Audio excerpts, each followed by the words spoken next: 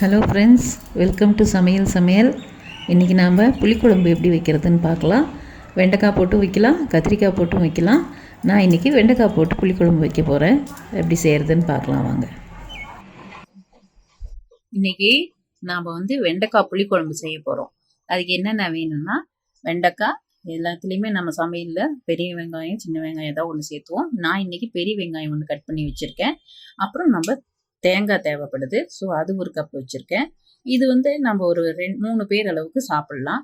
அந்த அளவுக்கு குழம்பு வரும் இந்த தேங்காய் இந்த அளவு போட்டோம்னா. அப்புறம் கடைசியாக நம்ம வறுத்து சேர்க்க போகிறோம் வெந்தயம். அதனால் பாருங்கள், வெந்தயம் இந்த அளவுக்கு நான் எடுத்திருக்கேன்.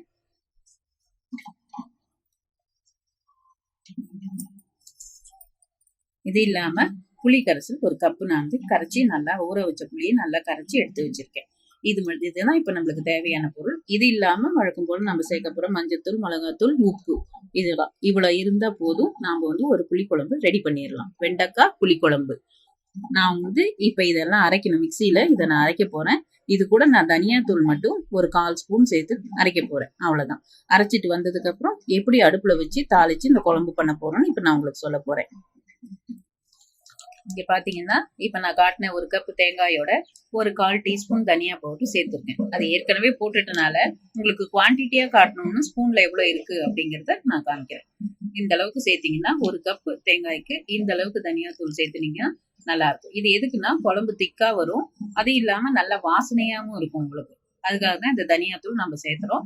தனியா வாசனை சில பேர் பிடிக்காம கூட இருப்பாங்க. அப்ப அந்த மாதிரி கேஸ்ல நீங்க என்ன பண்ணலாம், இந்த தனியா தூளை அவாய்ட் பண்ணிடலாம். வெறுமனே தேங்காய் மட்டும் அரைச்சி போடலாம். அரைக்கும் போது நல்ல ஃபைன் பேஸ்டா அரைச்சிக்கணும். நான் அரைச்சதுக்கு அப்புறம் உங்களுக்கு எப்படி இருக்குன்னு காமிக்கிறேன். இப்ப அடுப்புல வாணலி வச்சுட்டேன். நல்லா காஞ்சிருச்சு. இதுல நம்ம இந்த அளவுக்கு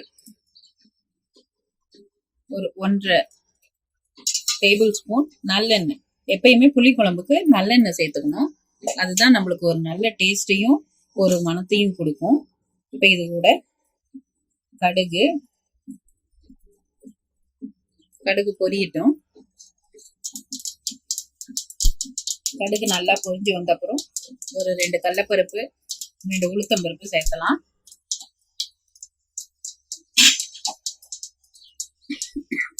இப்ப நம்ம கட் பண்ணி வச்சிருக்க வெங்காயத்தை இதுல ஆட் பண்ணணும்.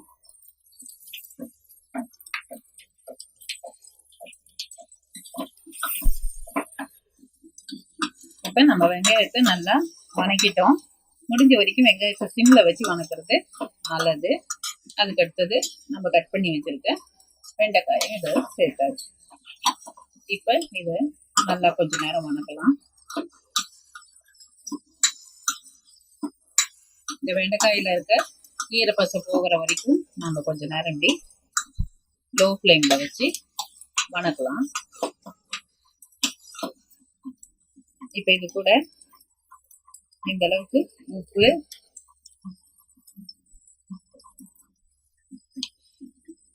ஒரு பிஞ்ச் மஞ்சத்தூள், அதுக்கப்புறம் என்கிட்ட இருக்க இந்த மிளகாத்தூள் ரொம்ப காரமா இருக்கும். அதனால நான் இதுக்கு இந்த அளவுக்கு மிளகாத்தூள் சேர்த்துக்கிறேன். ஒரு 1/2 டீஸ்பூன் சேர்த்துக்கிறேன். நீங்க உங்க குழம்பு தூள் எந்த அளவுக்கு காரமா இருக்குமோ அதுக்கு தகுந்த மாதிரி, உங்க காரத்துக்கு தகுந்த மாதிரி சேர்த்து இதெல்லாம் அப்படி ஒரு 2 தடவை வணக்கிடுங்க.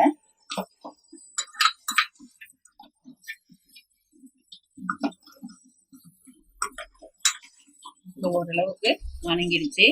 ஈரம் எல்லாம் போயிடுச்சு. வெண்டைக்காயில இருக்க ஈரம் எல்லாம் போயிடுச்சு. இப்ப இது கூட நம்ம என்ன செய்யணும்னா, கரைச்சி வச்சிருக்க புளி கரைசலை இதுல இப்ப நம்ம சேர்க்க போறோம்.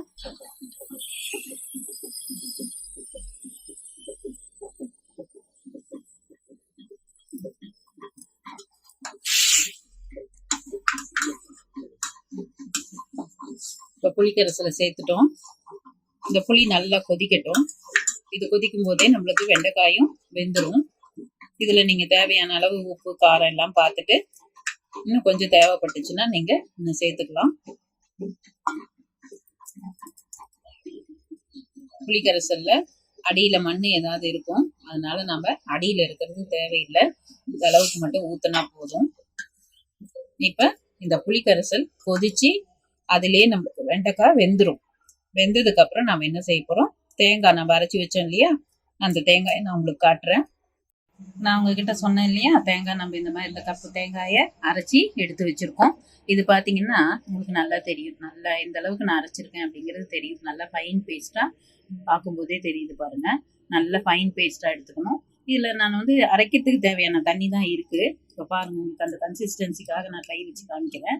இதை வந்து நாம் ஊற்றுனதுக்கு அப்புறம் தண்ணி தேவைப்பட்டுச்சுன்னா நாம் இன்னும் கொஞ்சம் ஆட் பண்ணிக்கலாம். நான் காய் வெந்ததுக்கு அப்புறம் தான் இந்த தேங்காயை ஆட் பண்ண போறேன். அந்த சமயத்துல நான் உங்களுக்கு காமிக்கிறேன்.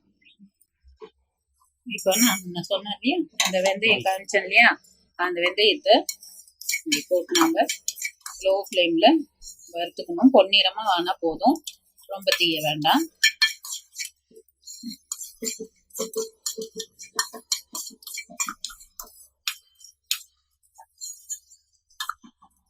பாருங்க, இந்த அளவுக்கு வறுத்தா போதும்.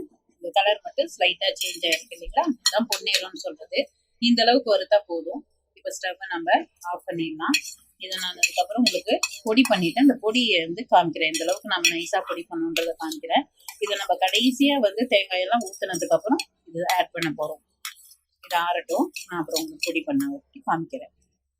இப்போ அந்த வெந்தயத்தை நான் நல்லா பொடி பண்ணி வச்சிருக்கேன். ஆக்சுவலா நான் வந்து பொடி இந்த மாதிரி அப்பப்போ பண்ண மாட்டேன். ஏற்கனவே கொஞ்சம் வெந்தயத்தை எடுத்து, ஏன்னா இந்த அளவுக்கு இந்த நான் காமிச்ச 1 டேபிள் ஸ்பூன் அளவுக்குலாம் மிக்சியில அரைச்சோம்னா அந்த அளவுக்கு நைஸா வராது.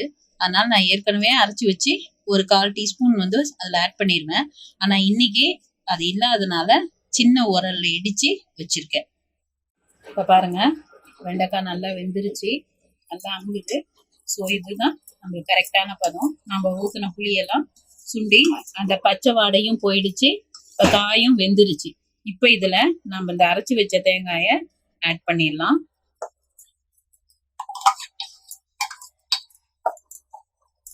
நான் சொன்னேன் இல்லையா, நம்ம கன்சிஸ்டன்சி பார்த்துட்டு ஆட் பண்ணிக்கலாம்னு சொன்னேன் இல்லையா. இப்போ இது ரொம்ப திக்கா இருக்கு, அதனால நம்ம இது கூட தேவைப்படுற தண்ணியை ஆட் பண்ணிக்கலாம்.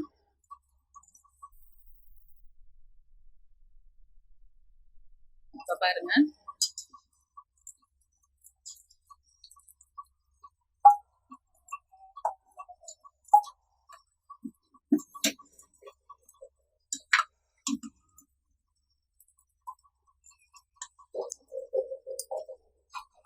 பாருங்க, இதுதான் கரெக்டான கன்சிஸ்டன்சி, நம்மளுக்கு சாப்பிட சரியா இருக்கும்.